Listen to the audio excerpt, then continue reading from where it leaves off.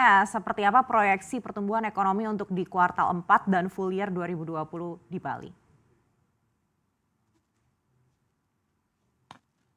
Kalau kita melihat dari 2020 di kuartal ketiga di triwulan di dua ketiga naiknya kan cuma 1,66%. Nah dari 3 ke 4 saya masih tidak melihat angka yang signifikan karena tidak ada hal-hal yang bisa mendongkrak pertumbuhan lebih meningkat walaupun kami sudah mengadakan refocusing sekarang kepada pasar domestik. Tapi peningkatannya saya kira sangat sulit juga kalau kita melihat pertumbuhan quarter to quarternya. Apalagi kalau kita melihat YoY-nya, nah kalau 2019 ini kan merupakan puncak daripada kejayaan pariwisata Bali 6.300.000. Nah kalau kita bandingkan sekarang YoY dari kuartal yang sama 2019 ke 2020, saya kira Bali masih turun.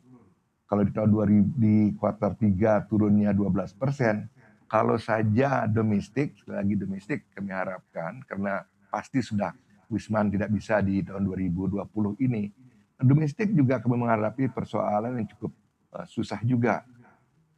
Kalau kita melihat pasar domestik, kalau sekarang libur weekend, saudara-saudara teman-teman atau travelers Jakarta, mereka cenderung mengambil jalur pendek, paling sampai di Bandung.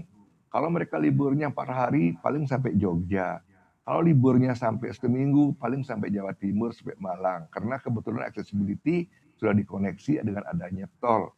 Tapi kami di Bali tidak ada tol, sehingga kalau tidak liburnya cukup panjang, saya kira mereka juga kesulitan untuk datang ke Bali. Yang kedua, kalaupun mereka memilih naik pesawat, sampai sekarang ya walaupun sudah segala upaya menjelaskan di pesawat itu aman, tapi juga tidak merupakan pilihan mereka untuk naik pesawat. Mereka lebih senang wisatawan lewat darat. Nah, sehingga kami lihat juga masih kesulitan di triwulan keempat untuk tahun 2020 ini apabila memang tidak ada hal-hal yang di luar pada prediksi signifikan. Kami berusaha. Bulan ini saja kami mengundang beberapa teman-teman komunitas dari luar Bali datang ke Bali.